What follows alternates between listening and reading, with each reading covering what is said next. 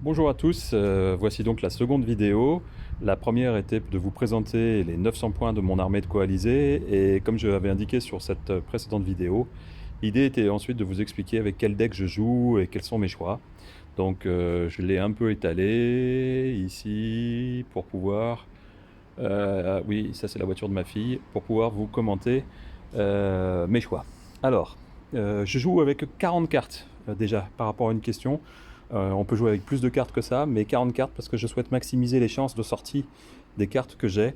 Et donc généralement il me reste en fin de partie 10 à 12 cartes dans mon deck, pas plus. Donc j'en joue en moyenne 2 à 3 par tour. Donc c'est quand même un rythme de cartes important.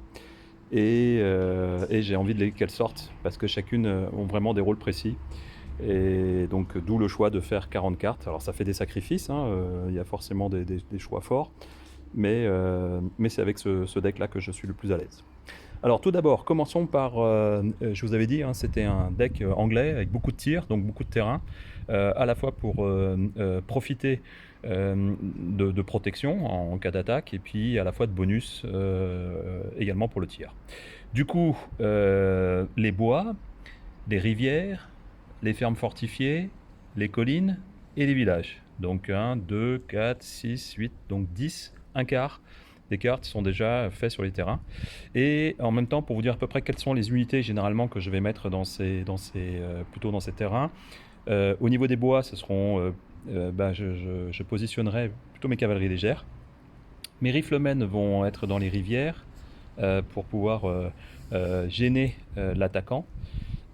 Ensuite, je vais bien sûr mettre les British Infantry dans des buildings et la ferme fortifiée leur fait une force de tir à 5, 3 plus 1 plus 1. Donc là, ce sont des monstres, la British Infantry pour 55 points dans des fermes fortifiées. Ensuite, les canons vont être sur les collines chaque fois que possible, là aussi, pour gagner un bonus et surtout une ligne de vue bien optimisée. Et puis, on peut imaginer que les Prussiens, eux, profiteront d'un peu plus de peps en mêlée en étant dans des villages. Donc, voilà le premier choix. Ensuite, j'ai classé les cartes en 3 lots de cartes. Les cartes qui vont être de nature offensive, les cartes qui vont être de nature défensive et les cartes qui sont ni offensives ni défensives, qui peuvent être dans les deux situations. Si je commence par les cartes offensives, donc ce sont des cartes qui vont me permettre d'être plus fort au tir, de pouvoir monter mes unités de la garde, j'ai de la cavalerie légère, donc en échelon ça peut être pratique. Ensuite, il y a des cartes qui sont aussi, il faut penser qu'une carte, il faut la jouer aussi ou la prendre parfois pour sa valeur, parce qu'on va vouloir gagner l'initiative, et par exemple ouvrir une brèche, je l'utilise plus souvent en la jouant en 4 que en jouant pour sa compétence de carte. Les fusées de congrève, alors là, quand on joue coalisé, et ça peut faire mal de pouvoir jouer ça dans la phase de renfort d'achever une unité ou de la mettre à mal ou de contrecarrer les plans du tour suivant de l'adversaire. Franchement, j'adore les fusées de congrève. Tir lointain, on ne sait jamais, ça peut être pratique pour aller chercher une unité qui se planque un peu. Ordre précis, c'est la possibilité d'activer une unité une deuxième fois, donc ça c'est aussi extrêmement précieux, c'est comme détermination, hein, ça peut faire la différence de pouvoir réactiver ces unités. Et puis le tir précis, là aussi pour aller chercher une unité un peu plus loin, ça peut être pratique. Donc ça va être mes cartes offensives, il y en a d'autres, mais voici les choix. Donc j'ai joué impétueux quand c'est un seul exemplaire, et puis d'autres en 2 exemplaires. Ensuite, sur les cartes défensives. Alors les cartes défensives, trop de pertes, ça peut être vraiment très très bien, hein, puisque votre adversaire ne va pas pouvoir activer une unité qui a au moins 2 blessures. Donc ça veut dire qu'il faut peut-être à ce moment-là, quand on veut les jouer, quand on les a, concentrer ses efforts sur des unités pour leur pousser à avoir 2 pertes, hein, si c'est possible. Donc peut-être un tir et une mêlée ou 2 tirs. Et ensuite, du coup, on condamne un peu la possibilité d'agir de l'adversaire avec cette carte trop de pertes. Ça peut faire mal. Il sera obligé de choisir une autre unité parce qu'il conserve son marqueur activation, donc il récupère son marqueur activation pour l'affecter à une autre unité. Il ne pourra pas jouer celle-ci. Trop loin, moi je m'attends à être chargé, donc ça peut être pratique. au son du tambour, là aussi, c'est pour essayer de prendre moins de dégâts. Le tir défensif, ça c'est aussi, ça fait très très mal, hein. On vous attaque en mêlée, boum, vous tirez avant. En ligne, formation, alors ça c'est mon préféré, c'est pour mes Highlanders. En formation face à une cavalerie, c'est tout gagné.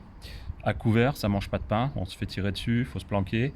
N'engagez pas encore la garde. Alors là même j'hésite des fois à la jouer en double exemplaire, tellement ça peut ralentir la montée de l'adversaire, surtout quand on le voit venir et qu'on devine qu'il est en train de faire de la place pour les faire monter depuis sa réserve, avec un impétueux ou même en montée classique. Donc n'engagez pas encore la garde, j'hésite des fois à la jouer même en double exemplaire. Et recul en formation, c'est une carte qui, c'est aussi sa valeur de 4 qui m'intéresse, hein. Comme je vous dis, il faut aussi pouvoir prendre l'initiative à des moments clés. Et c'est pratique d'avoir des cartes qui sont aussi par rapport à leur valeur. Et enfin, pour terminer, des cartes qui sont plutôt neutres, on va dire. La carte Ordre Confus, qui sait, peut permettre de gagner l'initiative sur une valeur de 3. Bon, ça marche pas à tous les coups, hein. Dernier effort, ça c'est toujours appréciable, hein, en double exemplaire, hein. On est en mêlée, il faut pas le perdre, le mêlée, où il faut créer des dégâts à l'adversaire. On va faire la possibilité de jeter 2 dés et prendre le meilleur, ça peut être bien. Après, je suis prudent sur drapeau, officier, particulièrement parce que si jamais le combat tourne mal, c'est un point supplémentaire offert à l'adversaire. Donc votre unité vaut 3 points ou 2 points si c'est un auxiliaire. Donc prudence là-dessus. Il m'est arrivé de donner trop de points avec drapeau et officier. Donc savoir les jouer de manière tactique. Dépôt de ravitaillement, ça peut valoir le coup de le jouer en double exemplaire, hein, puisque donc c'est surtout pour pouvoir retirer en réserve une blessure et donc remettre à zéro la santé d'une unité en réserve ou en deuxième ligne. Donc c'est bien pratique, dépôt de ravitaillement, ça peut être joué aussi en double exemplaire.